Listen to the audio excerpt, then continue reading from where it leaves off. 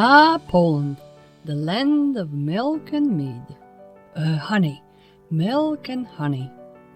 Poland's history is quite long and complicated. Yep, complicated. If you were in existence for over 1,000 years, your life would be quite a story to tell too. As a family historian whose roots lead to Poland, I encourage you to read its history. It's full of love, hatred, special relationships with neighbors, affairs and murders. Just like a good movie, it has it all. So in those few minutes, let me present you with the most important facts, hoping you read more about details on your own. In 9th century, land between Elbe River on the west, Vistula and Bug rivers on the east, Baltic Sea on the north, and Danube River on the south was home of Western Slav tribes. Among them, Czechs, Moravians, Polans, Vistulans. Historians are not in agreement where those tribes originated, but they do agree that by the 9th century, they did occupy Central Europe's land, creating more organized tribes and state-like entities. Let's start with time of Mieszko I, a legendary leader of Polanie tribe from Piast dynasty, who managed to unite other and harboring tribes and create beginnings of country of Poland. By Western Europeans, he was considered a pagan, recognized back then as not civilized, read Christian. Therefore, his land was often attacked from the west by then Christian Germanic tribes. And so Mieszko made the political decision that would change the life of his people forever. He decided to change religions.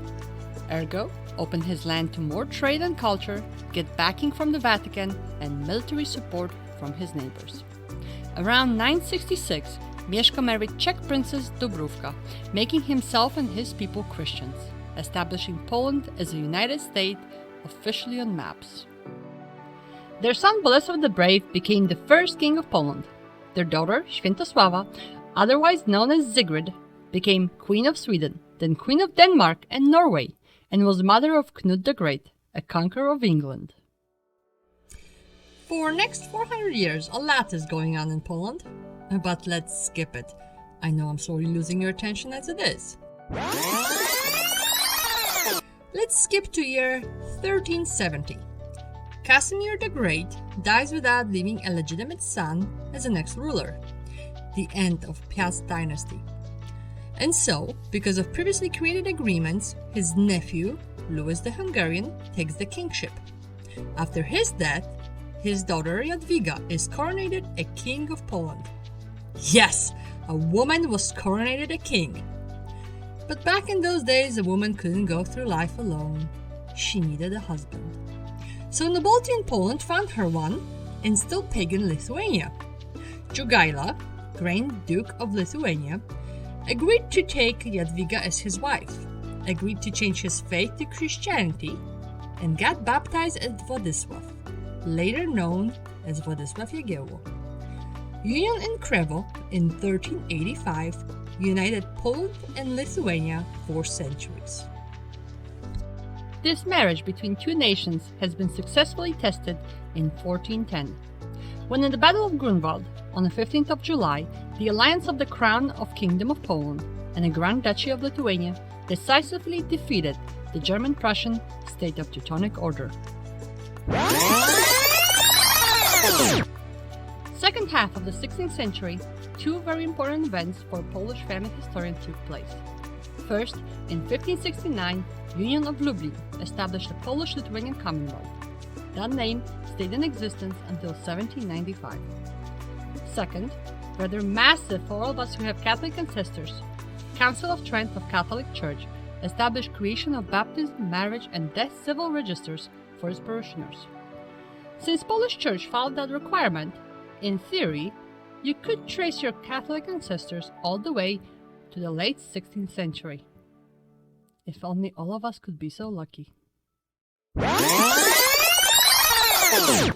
Without going into much detail, let me also introduce you to Jan III Sobieski, able military leader, for Armans known as Lion of Lechistan, for Pope, a savior of Christendom, for us Poles, King of Poland, who saved Europe from Turkish invasion at the 1683 Battle of Vienna. In 17th and 18th centuries, the political situation of the Commonwealth led to nobility gaining more and more power. That became the Commonwealth's Achilles heel. As it was not only one event or agreement, therefore, all I will note is that weak internal situation led to Commonwealth neighbors taking us apart, literally.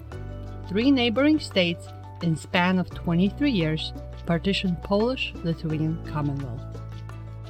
The first partition took place in 1772, as Poland had barely any army, and whatever it had was under the rule of nobility, busy with its own gain rather than good of the nation. Russia, Prussia, and Austria took a small part of the Commonwealth. Commonwealth government tried saving the internal situation with the creation of Constitution of May the 3rd. Second ever in the world, first ever in Europe. Legal hope for change. But it was too late. Further unstable situation led to the second partition in 1793. In this one, only Prussia and Russia took part. Austrians' eyes were directed at Paris, where French Revolution was cutting their royal family members' heads short. Meanwhile, in the Commonwealth, uprising led by Kościuszko, a veteran of the Continental Army in the American Revolutionary War, was the last hope of common people. Unfortunately, he was unsuccessful. Third and final partition of the Commonwealth took place in 1795, and so Poland and Lithuania disappeared from maps for 123 years. But Polish hearts were full of hope to restore the country. So when the French army, together with Napoleon, won against Prussia, Poles saw an opportunity to recreate a state of Poland. Napoleon did raise Duchy of Warsaw in 1807. That was supposed to be the first stage of restoring Poland. But we all know what happened to Napoleon. Since he officially lost to Russia, the newly created Duchy of Warsaw was almost entirely given to Russia in 1815. After the Great War, in 1918, with Treaty of Versailles, Poland and Lithuania regained independence as 2 separate states. Although both states were not entirely in agreement about their borders. Old Lithuanian lands, together with Vilna, ended with Poland, despite originally being Lithuanian. It was a dispute that had to wait 20 years to be resolved. As French General Ferdinand Foch predicted, peace lasted for 20 years. In 1939, Poland was attacked by 2 neighbors yet again. Halo, tu Warszawa i wszystkie rozgłośnie Polskiego Radia. Dziś rano o godzinie 5:40 oddziały niemieckie przekroczyły granicę polską, łamiąc pakt o nieagresji. A więc wojna. 6 years later, as the war ended, Poland was still on the maps, but within newly drawn borders and in Soviet bloc. Last change of borders took place in 1951, a so-called Polish-Soviet territorial exchange that for majority of Poles was unimportant. When in 1989 Poland became independent from its Soviet neighbor, officially a third Polish republic, no change in borders took place.